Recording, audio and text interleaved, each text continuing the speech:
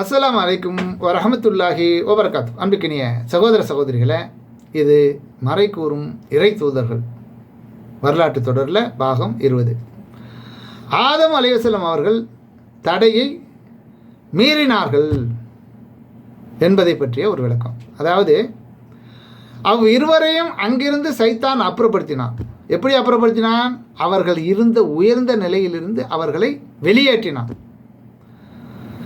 இறங்குங்கள், உங்களில் சிலருக்கு எதிரிகள், உங்களுக்கு பூமியில் குறிப்பிட்ட காலம் வரை வாழ்விடமும் வசதியும் உள்ளன என்றும் நாம் அவர்களுக்கு கூறினோம் என்று 2வது அத்தியாயம் 36வது வசனத்தில் அல்லாஹ் சொல்லி காட்டுகிறானா. அடுத்து இருவரையும் ஏமாற்றி தரம் தாழ்த்தினான். இருவரும் அம்மரத்தை சுவைத்த போது தங்களின் வெட்கத்தலங்களை பற்றி அவர்களுக்கு தெரிந்தது. இருவரும் சொர்க்கத்தின் இலைத்தலைகளினால் தம்மை மூடிக்கொள்ள முயன்றார்கள். அவர்களை அவர்களின் இறைவன் அழைத்து, இம்மரத்தை நான் உங்களுக்கு தடுக்கவில்லையா? சைத்தான் உங்கள் இருவருக்கும் பகிரங்க எதிரி என்று உங்களிடம் நான் கூறவில்லையா என்று கேட்டான். இதை நீங்கள் 7வது அத்தியாயம் 22வது வசனத்தில் பார்க்கலாம். மேலும் அவரிடம் சைத்தான் தீய எண்ணத்தை ஏற்படுத்தினான். ஆதம் நிலையான வாழ்விற்கும் மரத்தை பற்றியும் அழிவில்லா ஆட்சியை பற்றியும் நான் உமக்கு அறிவிக்கட்டுமா என்றான். யாரே? சைத்தான். ஆதம் அலைஹிஸ்ஸலாம் அவர்கள்கிட்டையும் அவங்க மனைவிட்டையும். இருவரும் அதிலிருந்து சாப்பிட்டார்கள். இருவருக்கும் தங்களது வெட்கத்தலங்களை பற்றி தெரிந்தது. இருவரும் சொர்க்கத்தில் இலை தலைகளின் மூலம் தங்களை மறைத்து கொள்ள முற்பட்டார்கள்.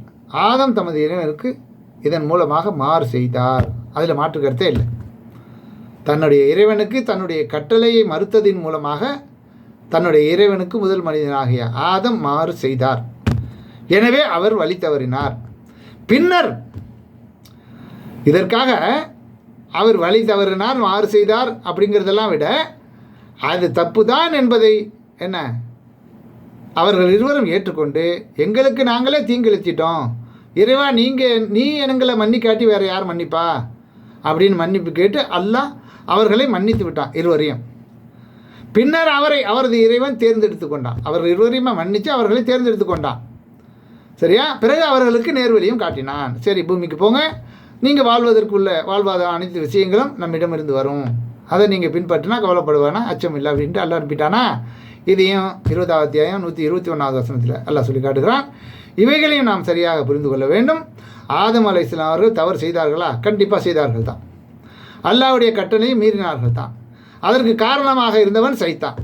அதன் பிறகு மன்னிப்பு கேட்டார்கள். அந்த மன்னிப்பை இறைவன் ஏற்றுக்கொண்டு அவர்களை மன்னித்து விட்டான், இருவரையும் புரிந்து கொண்டான் என்பதை தெளிவாக நம்ம புரிந்து கொள்ளணும் இன்ஷா அல்லாஹ்.